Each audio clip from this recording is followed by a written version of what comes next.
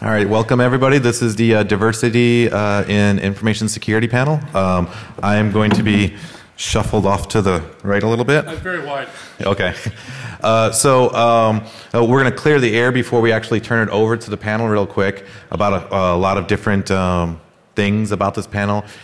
There's obviously a lot of strife to get something like this in. Should it be here? Does it need to be here? Why is it here? There's no problem. There is a problem. There's a big problem. You're not going to solve it today. So all these kind of wild things of why we shouldn't do this. And the simple answer that I have to all that is we should do it because we should do it. Just get it out of the way and just do it. You know, I don't have to explain why we should do it. You all are here because you get that we should have done it. And your presence here says that that was a right decision, that we wanted to do something like this. It is a lot of warnings, and I know this sounds cheesy and everything, but for a simple matter of appeasement, we'll use the trigger words, yada, yada, yada. If you're familiar with this, with what this is, this panel might actually not be for you. This is for people that are not really in that scene that already get it. This is for people that are just curious, like, I don't see a problem, but people keep on saying there's a problem. Can somebody just be frank with me? I get yelled at a lot, or I get told there's nothing wrong. So in here, there's no witch hunt. We're not here to lambaste you. We have these microphones. You can ask something incredibly weird and stupid and strange, whether it's women in technology or minorities or anything. And please, I know the audience, maybe you'll cringe. You're like, oh, why did you say that? Really, we did a very small, intimate 35-person group last year in this format. It worked so well that people are like, I know you're going to judge me for the rest of my life, but I just have to ask this one thing. This is that safe place to ask that one thing. Yeah, maybe somebody in the audience that doesn't like this at all is just instantly going to be twittering, and we should all find out who he is and attack him or her. And that's their prerogative to do that. But in this room right now, do it, and we're not going to judge you for it, okay? So, we... I'm so sorry. We won't. He might. But if you're going to be, and I'm going to use a bad word here, so trigger. If you're going to be a dick, expect to be treated like a dick. All right? I mean, come on. We're taking the time to stand here and answer your questions honestly. If you want to have a witch hunt and be PC, go somewhere else. Because this is for the people who want to actually know what's going on. At my work, I do work for a .gov. Every 2 years, I have to go through mandatory sexual harassment training. I don't need a mic. I'm going to see the back row. So please, ask the questions. We're happy to answer. But at the same time, the priest just said that he's a dick. Well, no, because you're being a dick. Don't be a dick. That's all. Sorry. If you're not on a mic, you're not on DCTV. Good. Less people for evidence. And all of you in your rooms playing along from home, again, we're trying to be just open and honest. We want you to have the same courtesy there. Other things to bring up, this is a very widely diverse panel, and we're going to start with the not so obvious ones and then move to the obvious ones. The not so obvious ones is we have people here that work at Fortune 500 companies and premier companies and wonderful, very well respected educational institutes and startups and everything like that. And a lot of them are well-known people in the scene, having done a lot of reverse engineering, a lot of research. These are the doers of your industry. And along with the doers, these are the up-and-coming people that are quickly becoming doers, and we're seeing that. So you have a very diverse from people that are just getting into CS, computer science, to people that have been in it for a long time and are just crushing it, and providing a lot of content for you guys to consume. So, I need to leave. What? Who, me? I need to leave because I'm none of those things. Well, you're at the beginner side, so that's okay. Do you have imposter syndrome? Do you have imposter syndrome? These accolades, and I'm like, well, I work for the Gov, and I'm now a section chief, so I'm not innovative or anything else. So that's the not so obvious thing just by looking at them, that all of these people, you know, they're very active in the InfoSec scene. All of them are very active at DEF CON. All of them have been here at least 2 years. Some have been here since the very first one. So you're really getting a wide range of people that understand InfoSec, understand the culture of InfoSec, and also understand DEF CON itself and the good, the bad, and the ugly that's come and gone throughout the years. With that said, we'll talk about the more obvious things. There are gay people on this panel. There are black people. There are transgender people. There are minorities on this panel. Well, we'll get to that. I'm handicapped. He is handicapped, handy-capable, so that counts. Thank you. I feel better. There are just very young people. There are much older people. So you're covering everything: ageism, sexism, womenism. Fear of gays, fear of transgender, all that. It's all here, and they're all sacrificing their pride to take these questions and talk about very sensitive things. So please be cognizant of that. So with that, one of the obvious things that people love to tweet, all the rabble-rousers out there and the misandry people, they're like, well, let me get this straight. You have an entitled white guy as your moderator of the diversity panel. White? You're part of diversity. Yeah. Well, it is, I'm from California. As of this year, I'm a minority in California, so... but that's just a small joke, folks. But in actuality, you need to see me as the moderator, as your API. You are all the people that you're supposed to be able to say like, hey, I get it. I'm trying to translate this. I know what it is to be a white guy. I know what it is to be married to a minority. To have a daughter that all she wants to do is play with Legos and stuff like that. So I'm seeing it from a perspective that other people say, well, I'm white and I don't see the problem. And so I'm always seen as that guy, but I have seen quite a bit of it over the years, and so I'm trying to be an API to that. Priest is very factual and succinct and to the point about things. He doesn't cut corners. When it comes to this, he wrote a very, very great response on Bruce Schneider's blog about the accusations of harassment at DEF CON and how we handle those things. He is on the forefront of making sure that DEF CON is a safe place to be, whether it's you've drinking too much and you need help, or you're being harassed or touched in an inappropriate way and you need help. So he is the go-to guy. So yes, he's not a minority in the traditional sense, but he is here as a representative. All right. So so yes, we can get that stuff out of the way. Like, this doesn't look like what I thought it was going to be. This is what we're setting up here for you, just to understand. Just so you understand, I speak Mandarin and Japanese. I have been on public transportation where you wouldn't believe the crap that you hear about white people in those languages until they realize you speak their languages. And then it's an incredible shock to them. And I do want to reiterate at the beginning here, we have a zero tolerance for that type of activity. It is not allowed, period, full stop. You should feel safe and free to approach anyone with a red badge or a red shirt at any time. If you feel you do not get the appropriate level of response, or the response was inappropriate, find me.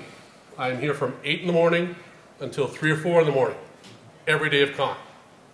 It will not be tolerated. It is not allowed. We are sensitive to this fact. One of my personal pet peeves, that I do a lot of what's called STEM outreach. There are not enough, and like I said, I'm an ass, I'll be blunt, women and minorities in the STEM, science, technology, engineering, mathematics.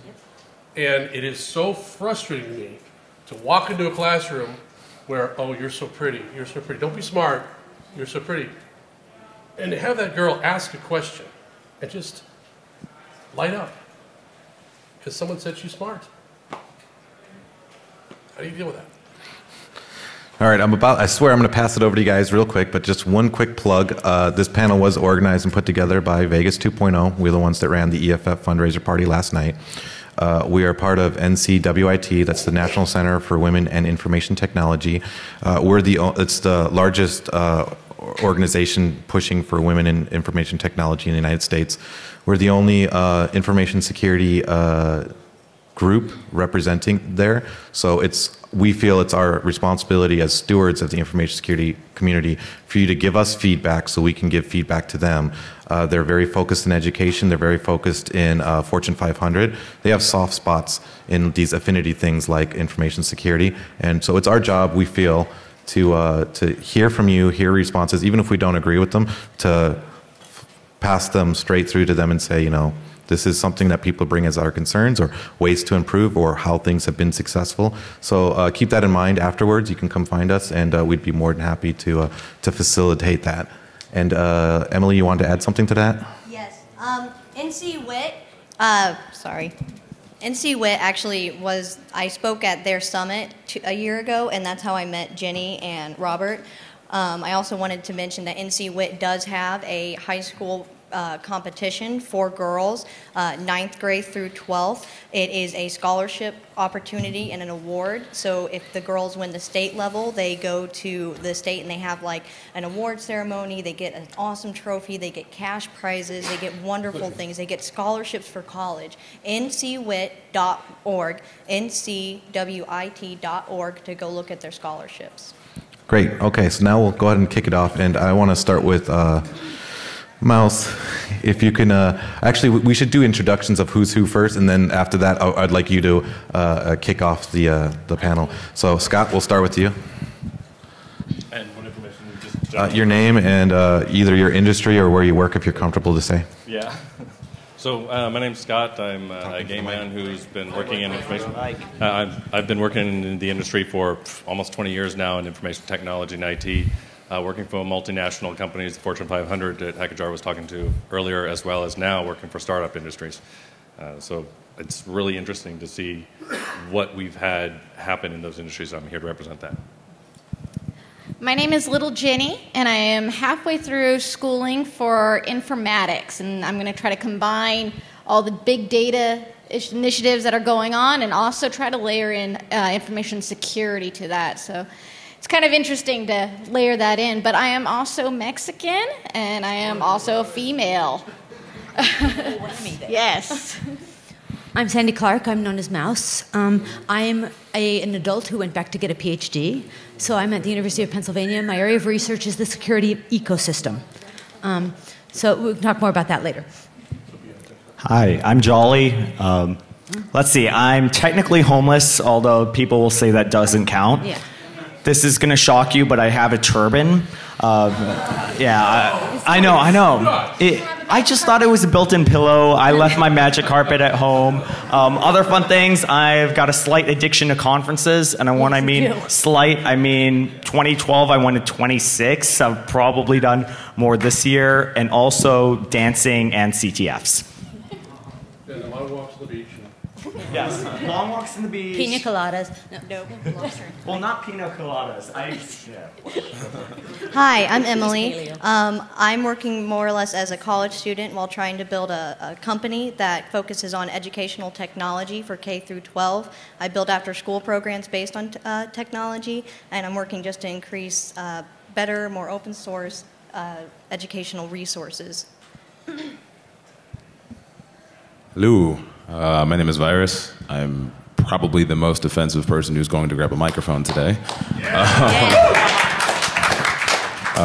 This is my 12th DEF CON. I am part of a group called DC949. We invented Open Capture the Flag a while ago. Now it's been passed off to another group who's doing a crazy job. I've played CTF a couple times. I work at a security firm called NeoHapsis. We break shit. I've previously worked at other places that also break shit. That's all I got. Because hackers are now a minority at DEF CON.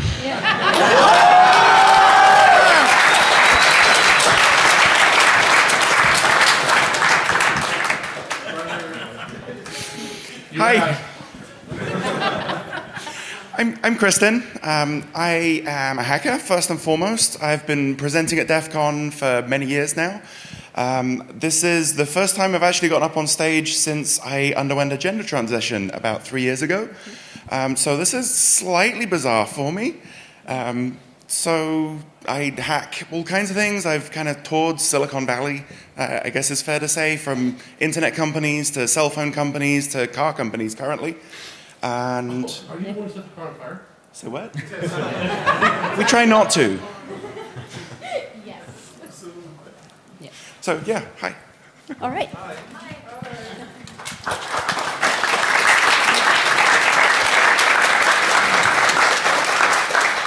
I'm going to stand up because otherwise you can't see me.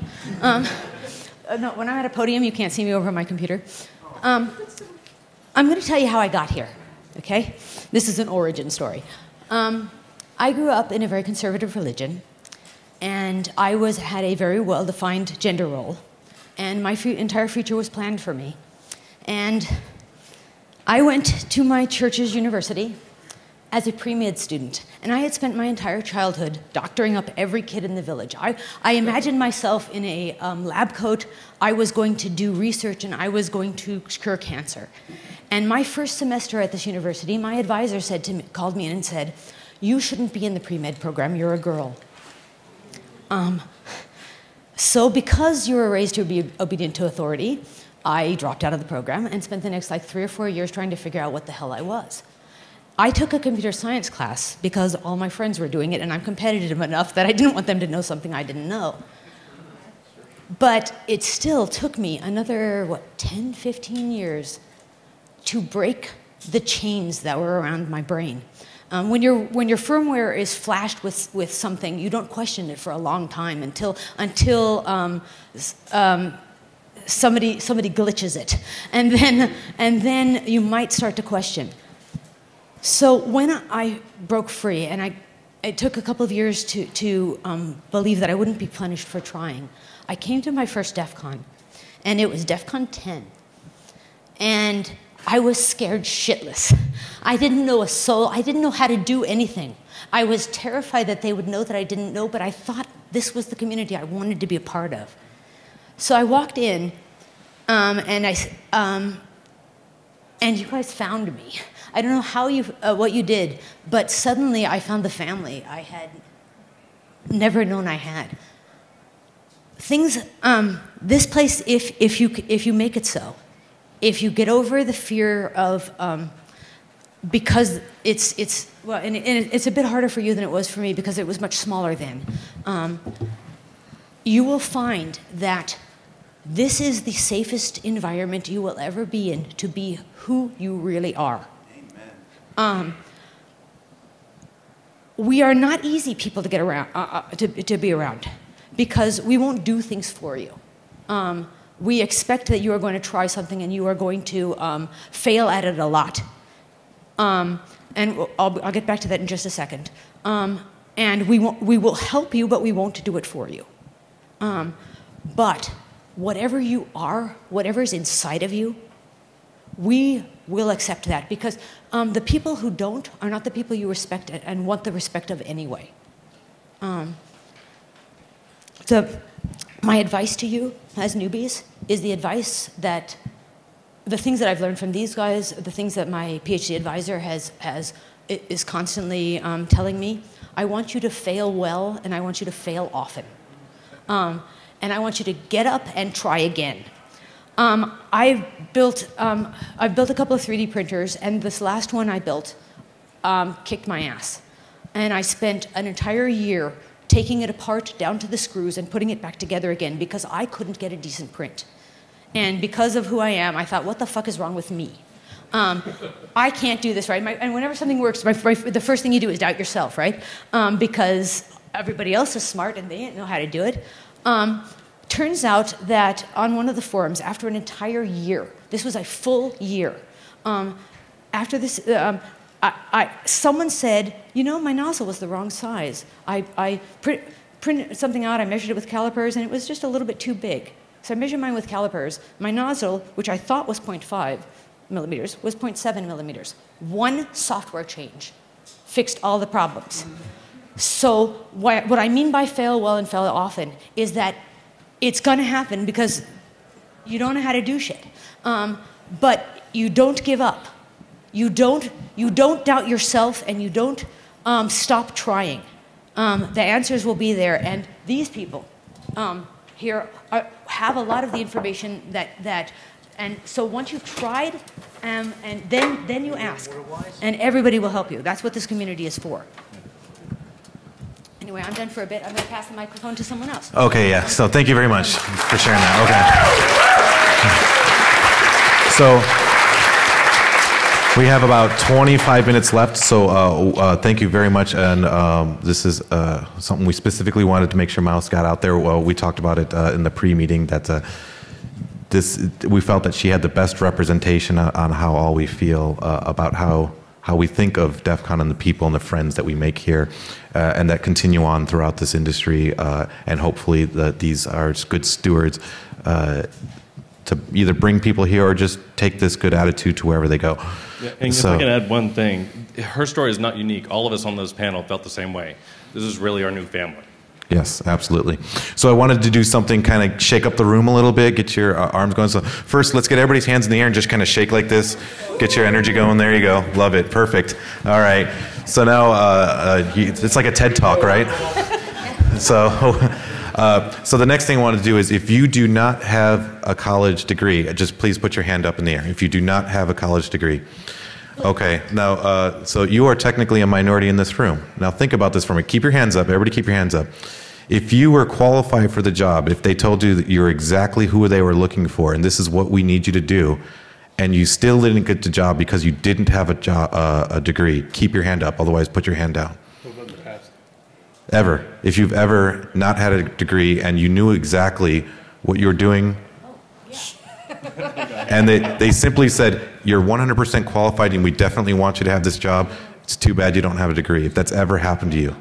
Look at this room right here. How did you feel about that? How did you feel when they told you you're 100% qualified? That's... They weren't qualified to interview me. There you go. There you go.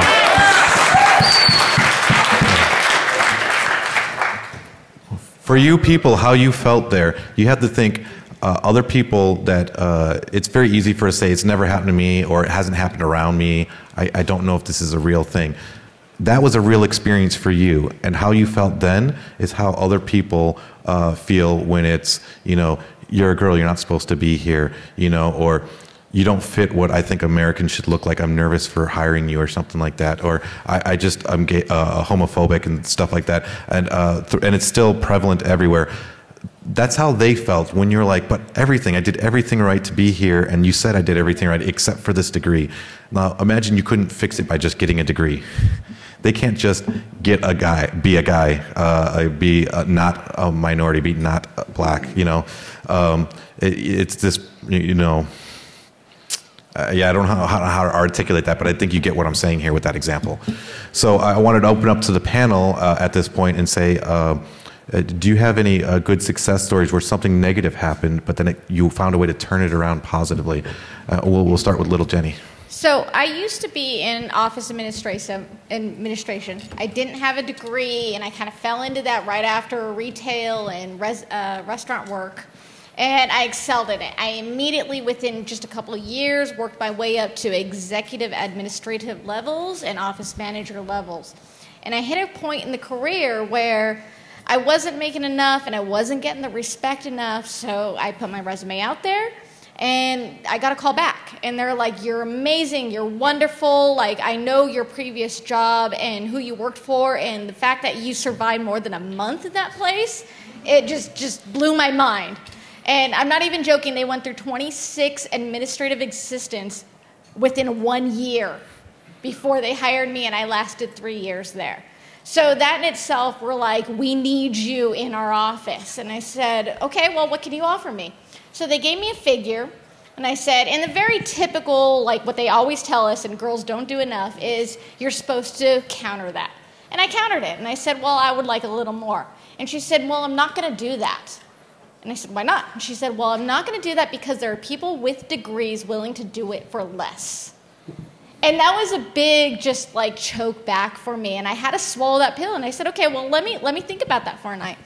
And thankfully, I was in a wonderful situation where I had a husband who sat with me that night. And we stayed up until about 3 in the morning just going back and forth. And I had to get out of the office I was at because I wasn't getting the respect. And I knew this was a great move.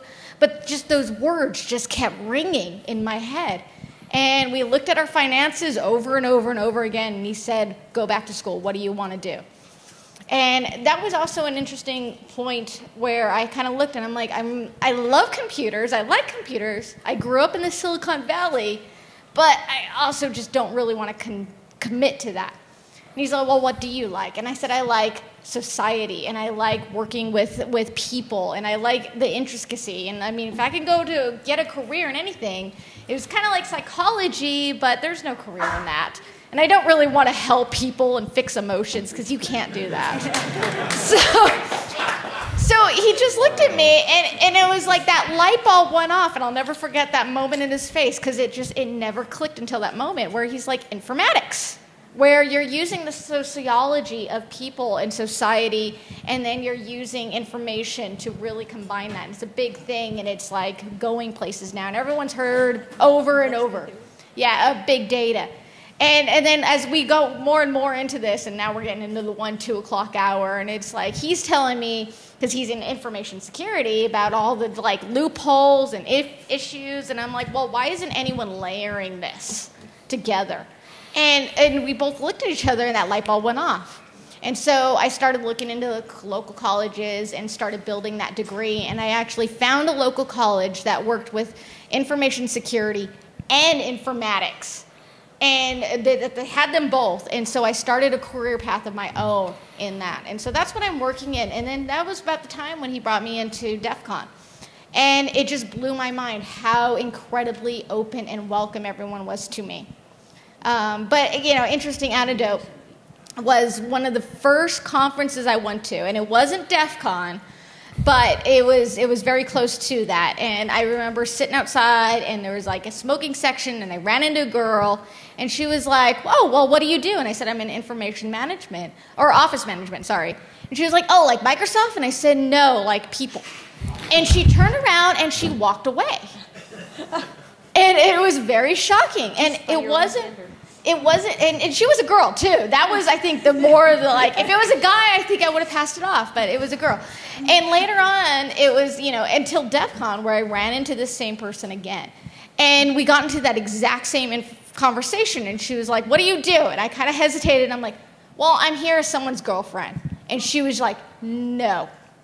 Just no, you are not just someone's girlfriend. And nothing stung me more. And so this person I hated for an entire year, and I resented her, became one of the biggest mentors in my life, and that was here at DEF CON. So that was turning a very negative into a positive. What do you guys want to say about like how things are like the boilerplate? And this is more directed towards Virus here. And the reason it'll be very clear once you hear what question, Mr. Virus. Twitter is just like this hyperbole of just complete and utter nonsense, especially when it comes to misandry and misogyny accusations. What do you what do you think? So the loaded question is, because you're very active on these conversations, what do you think we can do better, or is it just something we have to turn off, or just start rambling on about your thoughts on the situation in its current form?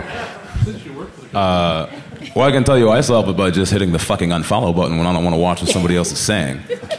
I don't know, my intro to the community maybe was a little different and a little more hostile than most. When I came to DEF CON, I mean, there's a lot of talk right now about DEF CON being this big, openly inclusive place, and we all just want to learn from each other and make the world happier. And yeah, when I came to DEF CON, it was a den of fucking thieves. It was very much like an electronic gun conference. It was a lot of people who really liked, tech that scared a lot of other people because it gave them power. And that scares people. So, our history is that we, took our blinky boxes called Altair, and we wanted to be real engineers, and they said no. So, okay, we went and built our own party with blackjack and hookers and called it DEF CON because fuck those people. So now those people want to come here. They want to come to our space. They want to they want to look at our tricks. They want to buy our bugs, and then pretend like we did it to teach them. It's like, look, if you have a badge and you're here today and you don't hack stuff and you're just really here to kind of observe it, that's great. I hope you have a great time. I hope nobody messes with you. But understand, you are a fucking tourist. Yeah. All right, we built this place to be safe for us. Not radically inclusive, ours. And ours means that the thing that matters most when you're here is not what you look like, not what you smell like, not whether or not you have 3 dicks or 2 arms, but what you do, what's in your head, right? If I hand you a problem and I don't help you solve it, what do you do with it? This is a bunch of people that have unique approaches to that question. And nothing else matters. And your social contingent is just as much as anybody else. I am just as free to use all the racial slurs I want, just as you are to use the racial slurs that I want. And if I want your bugs, I should probably be nice to you. And if you want my bugs, you should probably be nice to me. But you don't have to do shit.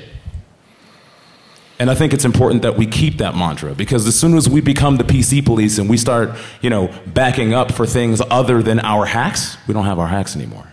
Well said. Thanks. Very good. Thank you. We're going to start doing some Q&A, so if you want to start lining up over here to ask some questions, this will be your live mic to do that. I just want to add that there were no officially DEF CON provided hookers.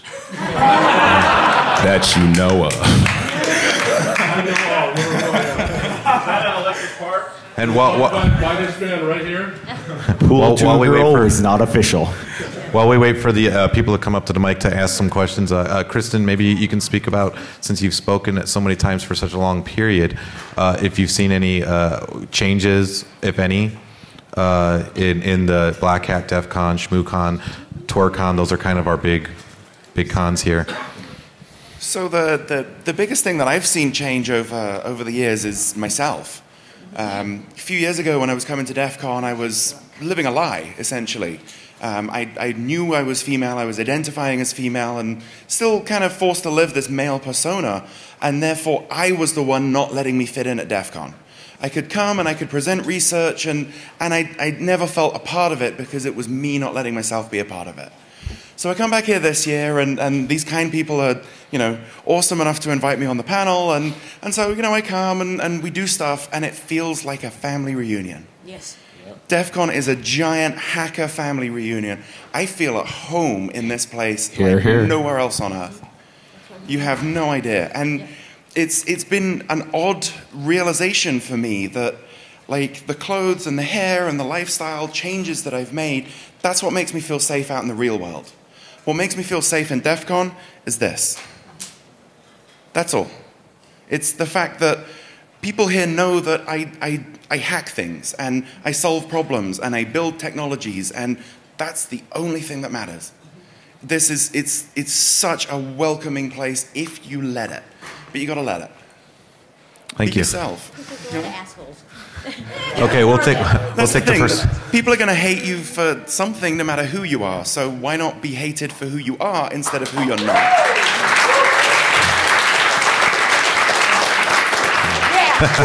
Mic drop. Very nice. Okay, we'll take the first question. So I feel that. When I came to DEF CON as opposed to Black Hat, where I was a few days ago, these are my people. This is where I feel happy. I myself have also changed gender in the last couple of years while working in this industry. And one of the things that I've noticed is we're very tolerant of difference and of diversity, but at the same time we have these ingrained prejudices. So in my case, people don't care that I'm trans, but they see me as a woman and I get less credibility. I have to prove myself. So I do, and I smack them down. And they crawl away, and that's good. We see you as Australian. No, you're wrong.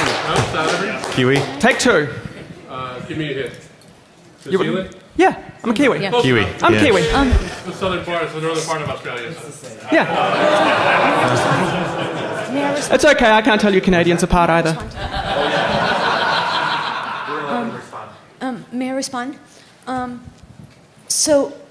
The thing is that this isn't just DEF CON.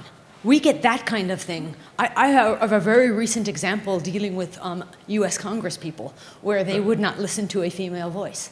And everything had to be repeated by a male voice before they would listen. So this is not exclusive to DEF CON. And this is a problem that right now the only solution I can think of is to do some awesome hack and rub their fucking noses in it. But at least here, for a lot of its history, about 30% of the speakers, the people presenting the cool stuff, have been female. And while it may not be the attendees, and maybe and there's still no line at the women's bathrooms, which is my metric. There's a line in the men's room. Yeah. We were all very confused. Some things here are better than they are in the real world, but there is still the sexism and fuck them. Yeah, I don't know how to solve that. So to append on that really quickly, we do a survey where we check all the conferences, and all of them generally stay between 6% and 12% women representation on the speaker tracks, except for DEF CON. DEF CON traditionally has floated between 28 and 38%. The uptake of women in information security is about 16%, 17%. So we're actually double the actual industry as far as our speaker representation is concerned. Of course, everybody can quickly look and say, there's 51% of women on Earth, so shouldn't there be, equal representation? And that's true, and that's a path we'd like to get to. But just to point out, we're over more than pacing at DEF CON. And if you know our CTF process, you know that it just naturally bubbles up that way. And I'll let Priest add on to that. I have to take issue with what you just said. Yeah. I don't want 51% women here. I don't care if you're transgender, a woman, a man. I'm looking for a good peace of mind. And if you are asexual, trisexual, or a neuter, I don't care. It's not important to me. If you are a brilliant mind, that's what I want to see here. I don't want to see 14% Vietnamese and 30% Caucasian and 50% women. I don't want lines in the bathroom because that was really confusing for me. I have a very small brain. But I want smart people here. And get over yourselves. No disrespect, but get over yourself. The only way I could be more handsome is if I shaved my rear end and walked on my hands. Okay? Everywhere I go with my shaved head, it's a hate crime. Hands down. Because I'm a big, ugly white guy. Who cares? Don't be a dick. Don't put hands on people you shouldn't put hands on. And going back to your original point, as Myra said, the original community was a very small, tight-knit community. I've been here since DEF CON 5, so it's 17 years. I've watched the kids who came to 5 are now here just starting with their grandkids. Our demographic has expanded from that into a much more diverse, homogenized, corporatized, marketized community. And we're seeing that bleed over into this. Just in listening to what you said, the fact that you took my crap about New Zealand, and by the way, the All Blacks, I used to play rugby, the All Blacks are my team. And the scariest thing I ever saw was when we played University of Hawaii and they did the haka. I swear I thought they were going to eat us. I'm glad you did that. It was cool. It was great because I could do that. And I'm comfortable doing that. Whereas in corporate land, I'd be in front of the KC police. Again, who cares? Let it go. I'm not an ugly white guy who's an asshole. I'm me. Don't carry it with you. So one of the things that I took away from my experiences with NCWIT is that there's this thing called unconscious bias. And you're not aware of what you're doing. And so because there's so many white men in the information security, everybody, it doesn't matter what race or culture you are or sex, you start to build an expectation of who fits that model. And so I am 100% not for affirmative action. I don't think there needs to be percentages or quotas. But as individuals, you need to kind of break that mold and not expect a white man to be the hacker. It's an interesting, people aren't aware. So if you're thinking oh yeah, that's not an issue. No, you are that issue. You actually have to stop and no, I have been guilty. I've been guilty of that. So it is interesting. I think it doesn't matter your sex or your skin, but we are guilty that I think by fixing those numbers just a little bit, it's not about 50-50. It's not about meeting a certain quota, but understanding that there is no quota. It's about opportunities is what it is. It's about providing the opportunity for someone who is interested, regardless of age or whatever characteristic that they feel comfortable. You've seen the Always commercial recently, right? The Thrill Like a Girl commercial. If you haven't seen it, it's a very interesting example of unconscious bias because they asked a bunch of small girls, under 7s, what it means to run like a girl, what it means to throw like a girl. And so the girls race across the room and they throw the ball as far as they can. And then they ask adults, what does it mean to throw like a girl? What does it mean to run like a girl? And you get the classic stereotype. And then they show the adults what the kids said.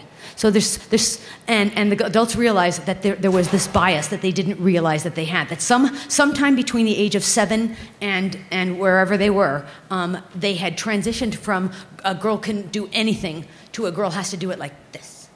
All right. And I think that's not just related to females. I think this is related to any unconscious bias.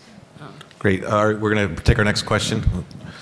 A question for the females in the audience, everyone. First, I forget your name at the end. So this is your first DEF CON speaking as a female. Does that mean you're going to take a shot?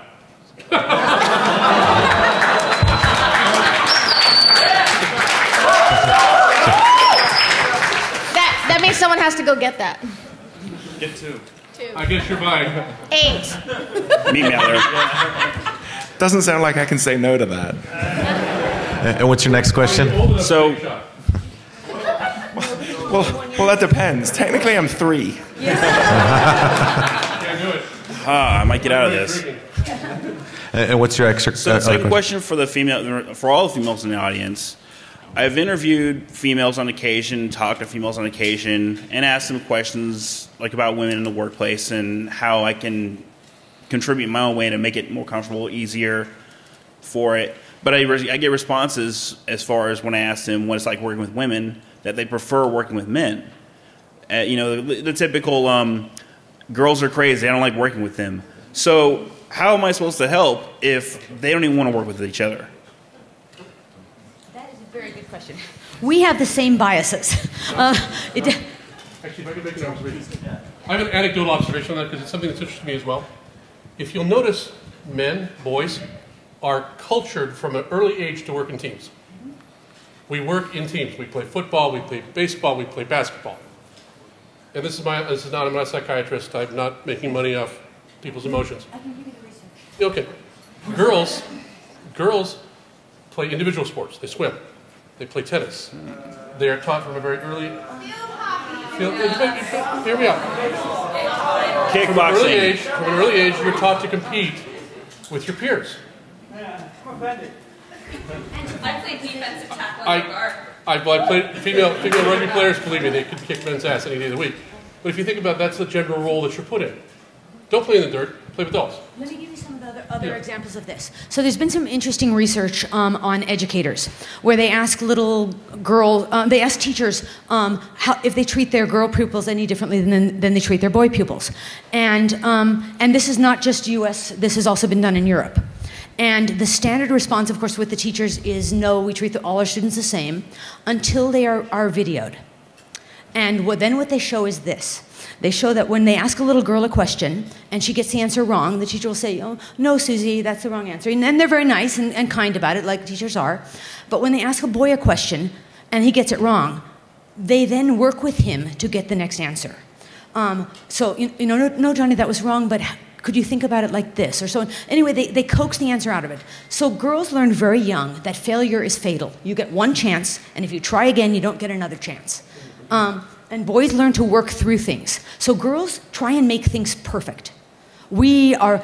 I went to a conference very recently that was specifically for minorities in security, an academic conference, and it was 99% female. And the idea was to get a group of young security researchers to, in a conference where they could see people doing interesting work, not talk about gender in security, but talk about research that was being done by people regardless of gender.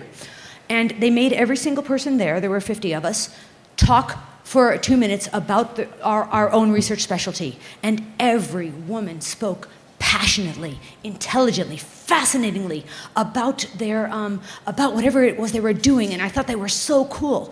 And then they sat in the audience for the next 3 days and said nothing. 5 of us had this interactive conference, and we were eating at communal meals, and so I would go move from table to table and to talk to people, and I'd ask them, you're doing such and such. This person who was speaking is doing such and such. Why didn't you talk to them? I was afraid to make a mistake. I was afraid to say something. It's inculcated from the cradle because the consequences of failure are so much harsher. And that's one thing that male mentors can do, is to give your female proteges, a safety net, so that if they make a mistake, you don't fire them. If they make a mistake, it's okay. Why don't we want to work with other women? Can I respond real quick? Yeah, really quick. I have a very quick answer directly to your question. If someone says, I don't like working with women because they're crazy, whether it's a man saying it or whether it's a woman saying it, they're being a dick.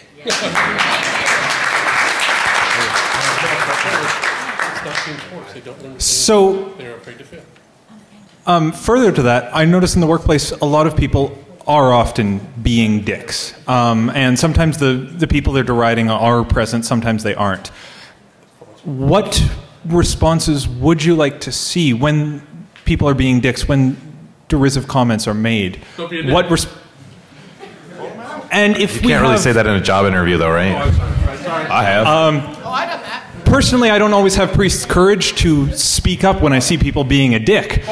Can you offer any advice to the people in the room about how to step forward, or do you think that's something that we should be doing when we see these comments being made? Actually, I'd like Scott to mention he hasn't gotten much time. The Franciscan friar. My immediate thought is you have to really think really hard about that individual that you're interviewing with and really ask yourself, if they're asking questions that are very dickish in nature, do you want to work for them? And those questions are illegal. There is no employer who is legally able to ask questions about your marriage, about your sexuality, about your home life, or anything that you do in your personal life. What you report on your resume is what they're supposed to go off of. Just to clarify, this wasn't about interviews. This was like workplace interactions. So in the regular workplace, I found that it's been very important to really excel at what you're doing and really show off your skills, regardless of whether you're, black, white, female, male. It doesn't matter. Make sure that the people that you work for know that what you do is why you're there, and that do it well. I'm sorry. Yes. And just to add to that, one school of thought, and it's going to be tough for a lot of individuals to follow along, and that's why this is the famous quote. If you know when they came for the Jews, and I said nothing, and then it goes on and on and on. That's a powerful quote because you as an individual, you're like, hey, I don't know if I'm comfortable saying. I don't know if I'm comfortable not saying.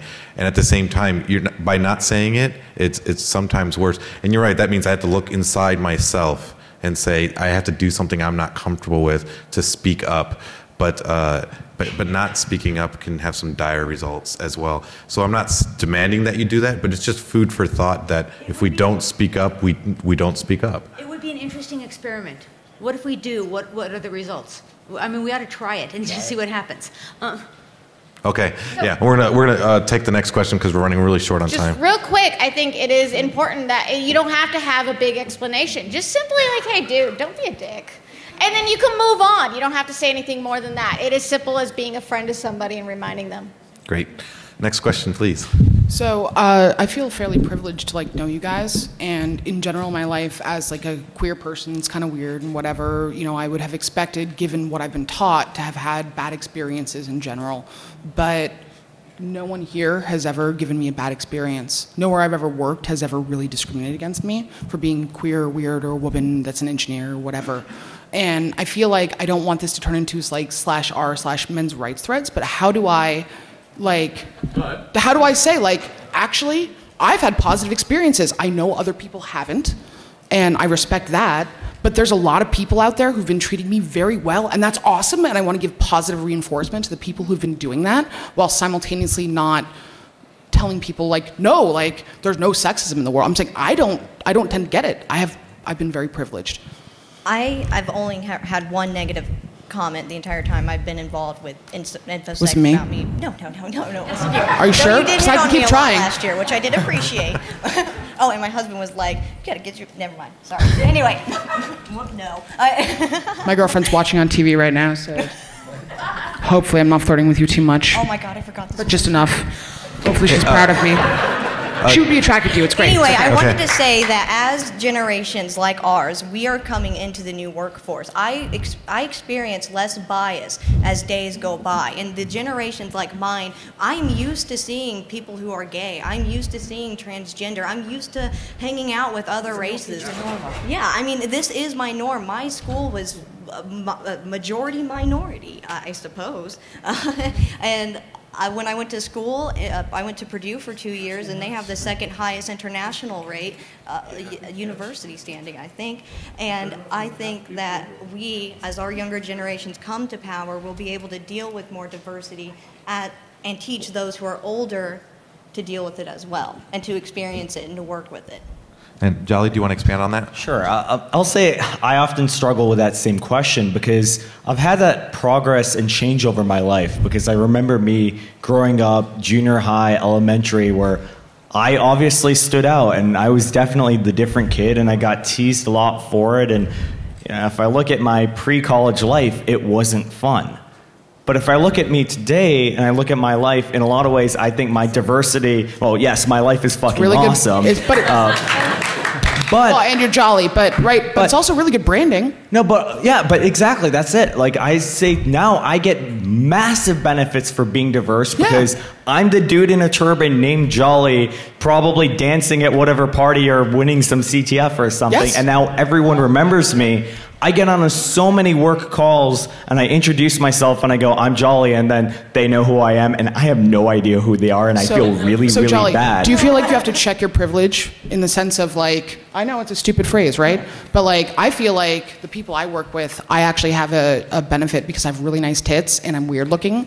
And that's kind of cool in this community, right?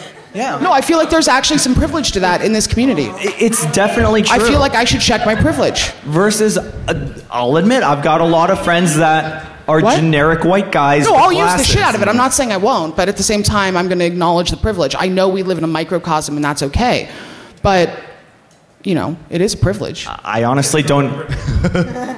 It's challenging because I don't often know how to react because I have substantial benefits because of who I am versus my white male friends with glasses wearing black t-shirts who try finding one of them in a crowd at DEF CON.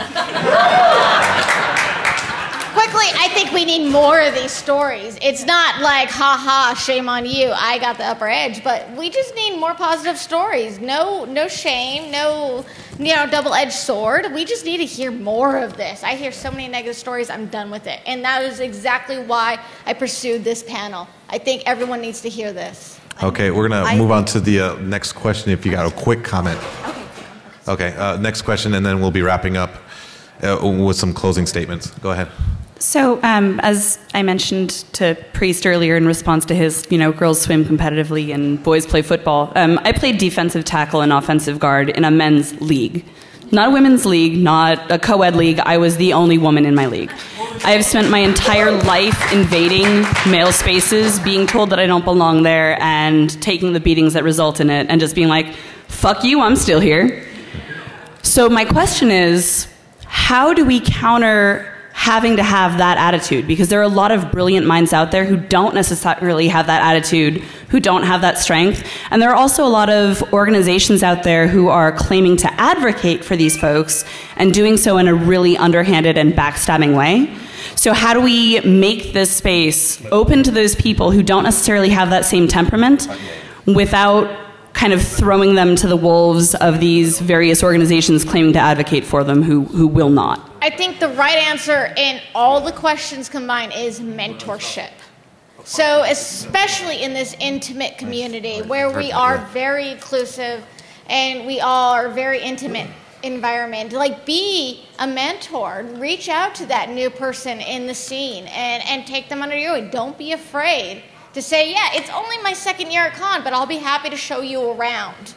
And that's where we really get that change, where you're no longer the only girl on the team, where you're no longer only fighting, because now there's two of you. Now you've proven your point. Or the only newbie. Exactly. Has everyone here seen Mandela? Does everyone know this symbol for Mandela? Do you know where it comes from? There's Priest, there's Hackajar, there's Jolly, there's Mouse, there's Sandy. They can take us down individually, one by one. They can't take us all together. So band together, form together, and stand up for it. I'm not doing the get whitey. It's stand together. You, like I said, you were unique. I bet you were the only one who did that because everybody else was encouraged not to. So we're wrapping up and everything, and we'd make some quick closing statements. One, I'd like to thank our panel and everything for taking the time. I know we discussed,